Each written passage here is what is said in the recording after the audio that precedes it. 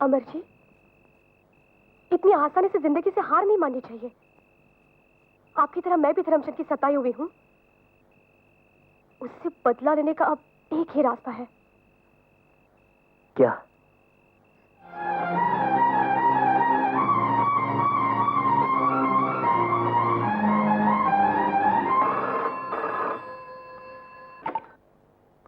Hello, Dharamchand speaking. मैं जया बोल रही हूँ। जया? जया, क्या बात है? बोलो बोलो जया बहन। जया बहन? क्या मैं आपकी बहन लगती हूँ?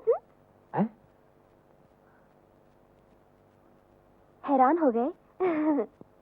आप जैसों को हैरान करने में भी मजा आता है। क्यों? चुप क्यों हो गए? क्या मैं आपको अच्छी नहीं लगती? ये भी कोई पूछने की बात है? मेरी समझ में ये नहीं आ रहा कि चक्कर क्या है। नादान मत बनिए। भला कभी कोई औरत अपनी जुबान से किसी मर्द के साथ ऐसी बातें करती है क्या? समझ गए ना? आज की रात हम दोनों एक साथ। देखो जया बहन, मेरा नाम धर्मचंद है और आप जया हैं, और हम दोनों फोन पर ऐसी बातें कर रहे हैं। ये सच तो है ना? बिल्कुल सच है जी। आज रात 10 बजे मैं आपसे मिलने आ रही हूँ। मिलेंगे ना अकेले में? हेलो हेलो लो लो लो हेलो। अथर्ववेद लिखने वाले ने ठीक ही लिखा है कि अक्लमंद लोग भी कभी कभी बेवकूफी कर ही बैठते हैं। खैर, वक्त पर संदेशा मिला, रात के ठीक 10 बजे।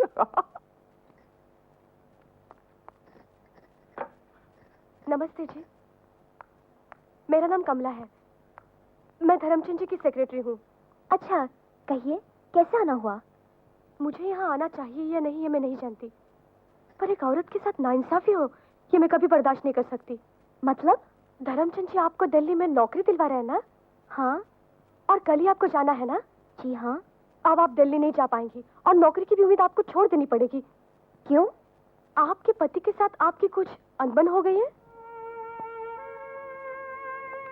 इसीलिए वो आपको हर तरह से लाचार और बेबस करके घुटन भरी जिंदगी जीने पर मजबूर कर देना चाहते हैं। आपको कैसे मालूम? आपके पति ने धर्मचंद जी के पैर पकड़कर मिन्नत की है कि वो आपको नौकरी न दिलवाए। समझ गई। अब वो ओछे हथकंडों पर उतर आए हैं। बहन जी, आप धर्मचंद जी को समझा बुझा कर अपनी तरफ खींच लीजिए।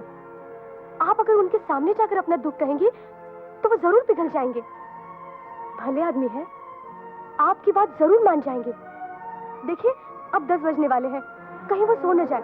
आप अभी जाकर उनसे मिल लीजिए।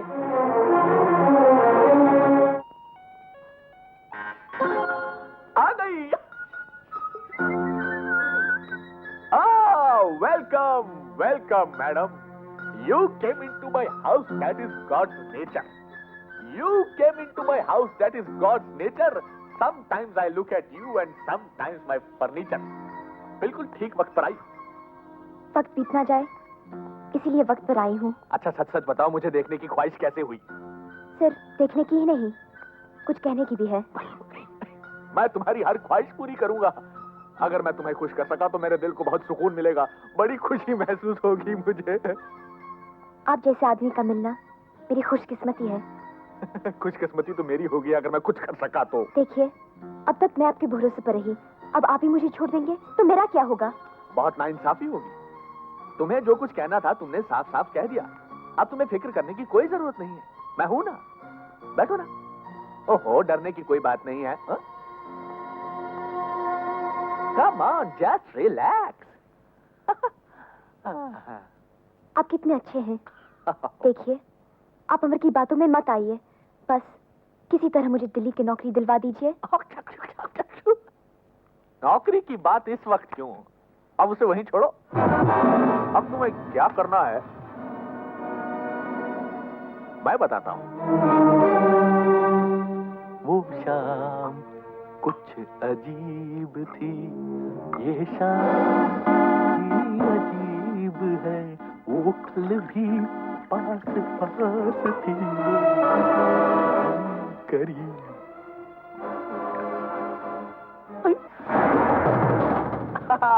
मेरी पत्नी से डर रही हो? घबराओ नहीं, माता के जागरण में गई है, रात भर वहीं रहेगी और जब तक वो वापस आएगी अपना काम। तुम धर्मचंद ही हो ना? अब तक तुमने जिस धर्मचंद को देखा वो धर्मचंद नहीं, दिस इज धर्मचंद। होश में रहो धर्मचंद, खबरदार जो मुझे हाथ लगाया जान से मार दूंगी। खुद ही आई और अब खुद ही डर रही हो। औरत को भगवान ने इच्छा दी, आनंद दिया, हसीन बनाया, खूबसूरत जिस्म दिया, मगर ताकत नहीं दी। ताकत सिर्फ मर्द को ही दी। अब अगर मैं हिम्मत करके ताकत का इस्तेमाल नहीं करूंगा तो तुम्हें निराश लौटना पड़ेगा।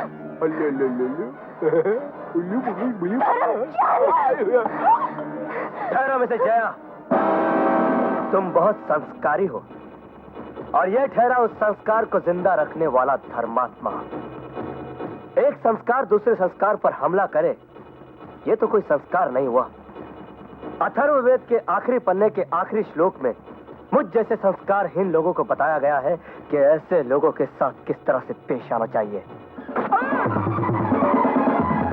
ये रहा मिस्टर गिरगिट, पहले अध्याय का पहला श्लोक। यह रहा दूसरे अध्याय का दूसरा श्लोक।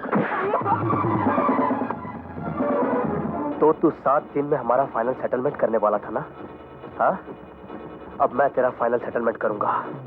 हमारी जिंदगी के साथ खेलने वाले कमीने, इससे पहले कि मैं तेरे जिस्म से तेरी सांसें हमेशा हमेशा के लिए छीन लूं, तुझे सच्चाई पे पड़े हुए झूठ के पर्दे को हटाना होगा।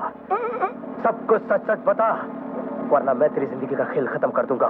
बोल बोल।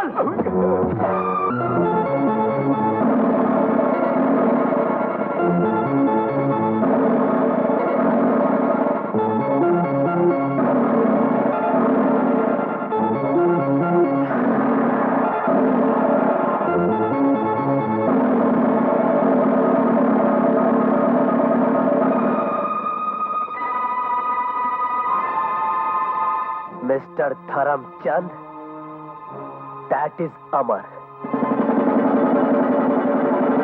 तो जैसे आदमी को तो रुक जाओ जया, तुम जो जानना चाहती थी वो जान गई। अब जाओ यहाँ से।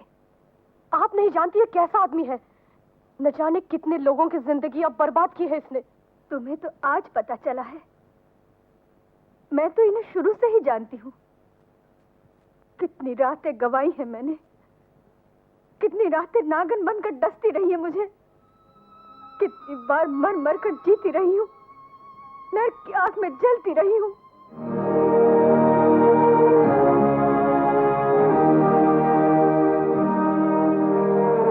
मैं जानती हूँ कि तुम लोग मुझे ही दोष दोगे कि ऐसे पति के साथ मैं क्यों जी रही हूँ। मुझे ये भी मालूम है कि तुम लोग मुझे औरत साथ के नाम पर कलंक कहोगे।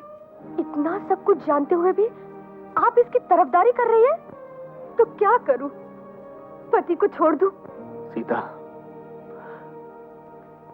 तुमने वो कर दिखाया जो इस जमाने में कोई पत्नी नहीं कर सकती। तुम पतिव्रता हो, महान हो। किसी पति को अपनी पत्नी के साथ ऐसा सलूक नहीं करना चाहिए जैसे मैंने किया। मैं बहुत शर्मिंदा हूं। आइंदा कभी ऐसा नहीं करूंगा, कभी नहीं। मुझे माफ कर दो। ये क्या कर रहे हैं आप? उठिए। तुम जैसे आदमी को तो कभी माफ नहीं करना चाहिए। तुम्हें तो ऐसे जाओ जया, अब भी वक्त है। अपने टूटते हुए घर को बचा लो। जाओ।